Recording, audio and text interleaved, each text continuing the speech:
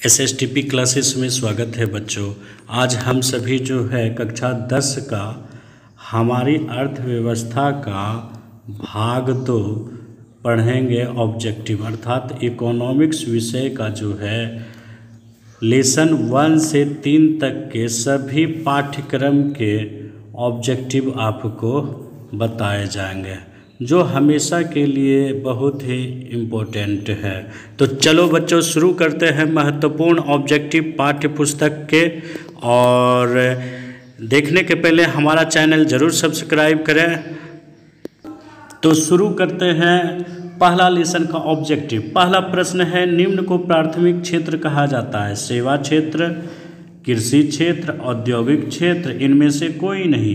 प्राथमिक क्षेत्र है आप सभी का बच्चों, तो प्राथमिक क्षेत्र का संबंध प्रकृति से होता है और प्रकृति से ही आप जानते हैं किसकी खेती होती है, खेती होती है कृषि क्षेत्र। तो पहला का हो जाएगा आपका ख। दूसरा प्रश्न है, इनमें कौन से देश में मिश्रित अर्थव्यवस्था है? मिश्रित मतलब हुआ मिलावट, पूंजीवादी और साम्यवादी। आप समझते भी जाइए, पूंजीवादी और साम्यवादी। तो इसका सही आंसर हो जाएगा, पहले ऑप्शन देखते हैं, अमेरिका, चीन, भारत, इनमें से कोई नहीं। तो आपका भारत में जो है दोनों तरह के हैं, मिले हुए हैं। तो पहला का ख, दूसरा का गो। आगे देखते हैं बच्चों, अगला प्रश्न है, भारत में योजना आयोग का गठन कब किया गया था? भारत में योजना आयोग का गठन कब किया गया था? 15 मार्च 1950, 15 सितंबर 1950, 15 अक्टूबर 1951। घ, इनमें से कोई नहीं। तो आपका इसमें सही आंसर होंगे 15 मार्च 1950। जिस देश का राष्ट्रीय आय अधिक होता है वह देश कहलाता है। जिसकी आय अधिक होगी तो वह स्वाभाविक है कि क्या कहलाएगा? विकसित। इनमें से किसे पिछड़ा राज्य कहा जाता है? पंजाब, केरल, बिहार, दिल्ली। तो इस आप जानते हैं हम सभी बहुत ही पिछड़े हैं, क्योंकि यहाँ आप जान रहे हैं कि साक्षरता की बहुत ही कमी है, जनसंख्या में वृद्धि है। अब दूसरा टाइप चलते हैं, रिक्त स्थानों की पूर्ति करें। रिक्त स्थानों की पूर्ति करें। तो इसमें पहला प्रश्न है बच्चों, भारत में अंग्रेजी शासन का खाली जगह था? तो उपनिवेश था। हम सभी किसके गुलाम थे? अंग्रेजों के गुलाम थे। अंग्रेजों ने यहाँ बहुत साल शासन किए भारत में, और यहाँ की अर्थव्यवस्था को जो है बहुत ही तहस नहस कर दिए, अर्थात शोषण किया। अंग्रेजों ने भारतीय अर्थव्यवस्था का क्या किया? शोषण किया। तीसरा है, अर्थव्यवस्था आजीविका अर्जन की डैश है, प्रणाली है। चौथा प्रश्न है, द्वितीयक क्षेत्र को कौन सा क्षेत्र कहा जाता है? तो औद्योगिक। पहले प्राथमिक क्षेत्र प्रकृति से संबंधित था, दूसरा क्या होगा संबंध किससे? द्वितीयक क्षेत्र उद्योग से। किससे हो जाएगा बच्चों? उद्योग से। अगला प्रश्न है, आर्थिक विकास आवश्यक रूप से डैश की प्रक्रिया है? तो इसमें हो जाएंगे परिवर्तन की प्रक्रिया है। भारत में आर्थिक विकास का श्रेय किसे जाता है? तो नियोजन को दिया जा सकता है। तो इस प्रकार ये 6 हुए, लेकिन टोटल जो है रिक्त स्थान वाले 10 है प्रश्न।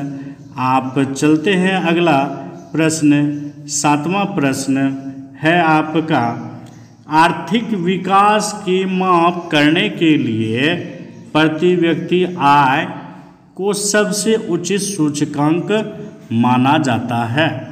और 8वां प्रश्न है बच्चों, साधनों के मामले में धनी होते हुए भी बिहार की स्थिति क्या है? तो बहुत ही दयनीय है। बहुत ही क्या है? दयनीय है। अगला प्रश्न है, बिहार में खाली जगह ही जीवन का आधार है? तो इसका सही आंसर हो जाएगा बच्चों कृषि। कृषि मतलब खेती। कृषि मतलब खेती। और आपका अगला प्रश्न है, 10वां प्रश्न है, बिहार के विकास में डैश एक बहुत बड़ी बाधक है? तो इसका सही आंसर हो जाएगा आपका बच्चों बाढ़। क्योंकि बिहार में प्रत्येक साल आती है बाढ़।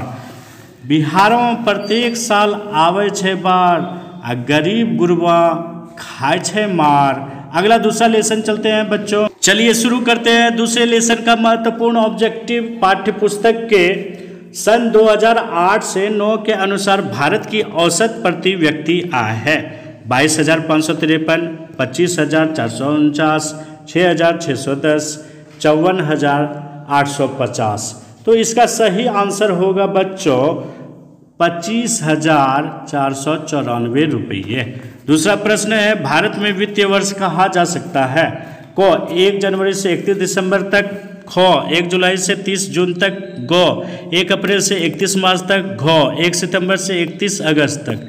तो मार्च क्लोजिंग जो होता है बच्चों आपका 1 अप्रैल से 31 मार्च तक होते हैं। दूसरे ऑब्जेक्टिव हो गए। अब अगला की ओर बढ़ते हैं। तीसरा महत्वपूर्ण ऑब्जेक्टिव है आपके पाठ्य पुस्तक के अभी जो है जितने भी ऑब्जेक्टिव है कराए जा रहे हैं। तो तीसरा है, भारत में किस राज्य का प्रति व्यक्ति आय सबसे अधिक है? बिहार, पंजाब, हरियाणा, गोवा। बिहार होगा नहीं, गोवा का सबसे जो है प्रति व्यक्ति आय अधिक है। बिहार के किस जिले का प्रति व्यक्ति आय सबसे अधिक है? सर्वाधिक मतलब सबसे अधिक। पटना, गया, शिवहर, नालंदा। तो इसमें सही आंसर होंगे पटना, क्योंकि पटना की घनी आबादी है, यहाँ बहुत सारे कल कारखाने हैं, उद्योग धंधे हैं। पांचवा, उत्पादन एवं आय गणना विधि आर्थिक दृष्टिकोण से है? सहज, वैज्ञानिक, व्यवहारिक, उपयुक्त में से तीनों। तो इसका सही आंसर होगा बच्चों तीनों। सहज भी होना जरूरी है, वैज्ञानिक भी होना जरूरी है और व्यवहारिक भी है, इसलिए आंसर आपके होंगे उपयुक्त में से तीनों। ये पहला टाइप का ऑब्जेक्टिव था। दूसरा टाइप का ऑब्जेक्टिव है रिक्त स्थानों की पूर्ति करें। चलिए बच्चों इसमें देखते हैं। पहला है, बिहार की खाली जगह प्रतिशत आबादी गरीबी रेखा के नीचे गुजर बसर करती है। तो इसका हो जाएगा सही आंसर 41.4। उत्पादन, आय एवं व्यय एक चक्रीय समूह का निर्माण करते हैं। सही बात है, उत्पादन होंगे तो आय होंगे, आय होंगे तो व्यय होंगे। तो ये सही है आपका। ये आगे भी हो अब मिलेगा आपका। राष्ट्रीय आय में वृद्धि होने से प्रति व्यक्ति आय में क्या होती है? स्वाभाविक है, यदि वृद्धि होगी तो प्रति व्यक्ति आय में भी वृद्धि होगी। अगला है, राष्ट्रीय आय एवं प्रति व्यक्ति आय में वृद्धि होने से किसकी प्रक्रिया पूरी होती है? तो विकास की प्रक्रिया पूरी होती है। फिर है आपका अगला प्रश्न है, बिहार में वर्ष 2008 से 9 के बीच कुल घरेलू उत्पाद कितने प्रतिशत हो गए? तो आपके हो जाएंगे 11.03%। ये आपका दूसरा टाइप का था खाली जगह। अब जो है आगे जो है सही या गलत वाला देखेंगे। तो दूसरा लेसन का सही या गलत कथन की पहचान करें। पहला प्रश्न है, राष्ट्रीय आय एक दिए हुए समय में किसी अर्थव्यवस्था की उत्पादन शक्ति को मापती है।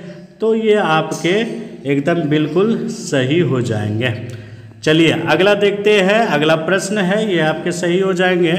अगला प्रश्न है, उत्पादन, आय एवं व्यय एक चक्रीय समूह का निर्माण नहीं करती है। मैंने आपको अभी तुरंत बताए थे कि उत्पादन होंगे और उत्पादन होगा तो क्या होगा बच्चों? आय होगा, और आय होगा तो क्या होगा बच्चों? व्यय होगा। उत्पादन से आय, आय से व्यय और व्यय से उत्पादन। तो ये चक्रीय समूह का निर्माण करते हैं। और जबकि यहाँ बोला जा रहा है प्रश्न चक्रीय समूह का निर्माण नहीं करती है। तो इसका आंसर क्या हो जाएगा? ये कथन क्या है आपका? गलत है। अगला प्रश्न है, भारत की प्रति व्यक्ति आय अमेरिका के प्रति व्यक्ति आय से अधिक है। ये कभी भी संभव नहीं है, हम सभी अभी उनसे पिछड़े हैं। अगला है सही गलत। दादा भाई नौरोजी के अनुसार 1968 में भारत की प्रति व्यक्ति आय 20 रुपया थी।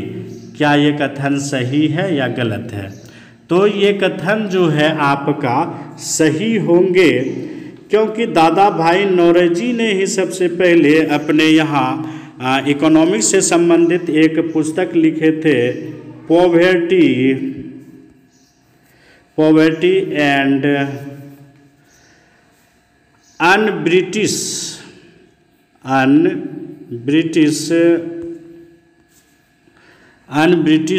Rule in India. तो इस प्रकार ये सही हो जाएंगे और ये कथन आपका क्या है, तो सही है। अगला है प्रश्न, बिहार के प्रति व्यक्ति आय में कृषि क्षेत्र का योगदान सबसे अधिक है। 5वां प्रश्न है, तो ये भी कृषि क्षेत्र मतलब क्या बच्चों, खेती।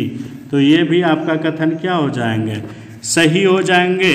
इस प्रकार आगे की ओर बढ़ते हैं। अब तीसरा लेसन का महत्वपूर्ण ऑब्जेक्टिव देखेंगे। तीसरे लेसन का महत्वपूर्ण ऑब्जेक्टिव है रिक्त स्थानों की पूर्ति करें, और जिसमें पहला है आधुनिक युग की प्रगति का श्रेय डैश को है, किसे दिया जाता है, मुद्रा को है।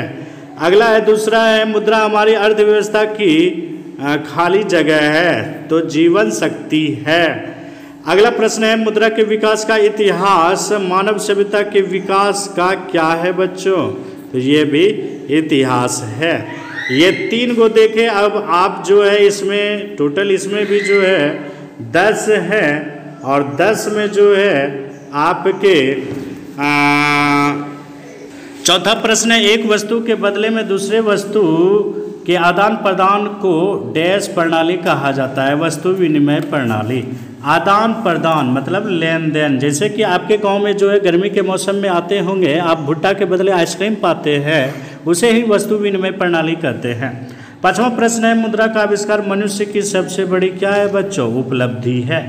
6ठा है, मुद्रा विनिमय का एक क्या है, माध्यम है।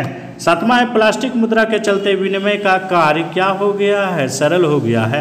आप कहीं भी जो है मुद्रा ले जा सकते हैं, पैसे ले जा सकते हैं। मुद्रा एक अच्छा डैश है, तो सेवक है बच्चों। आय तथा उपभोक्ता का अंतर बचत कहलाता है। क्या कहलाता है बच्चों, बचत कहलाता है।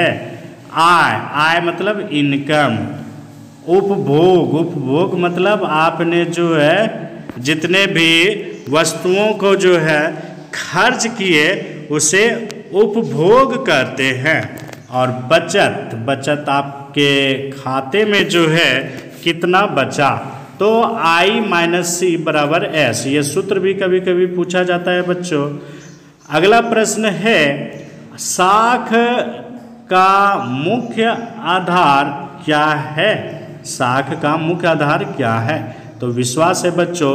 इस प्रकार इस लेसन में, इस वीडियो में आपने जो है अभी तक में 1 से 3 तक के जितने भी थे ऑब्जेक्टिव, सभी प्रकार के ऑब्जेक्टिव आपको इस वीडियो में मैंने बता दिया है, जो कि VBI है, इम्पोर्टेंट है एग्जाम की दृष्टि से। अगले वीडियो में मैं 4 से लेकर 7 लेसन तक आऊँगा, और 2 वीडियो में इस प्रकार टोटल आपके ऑब्जेक्टिव समाप्त हो जाएंगे। और इस चैनल को जो है आप जरूर सब्सक्राइब करें। देखने के लिए आपको बहुत बहुत धन्यवाद।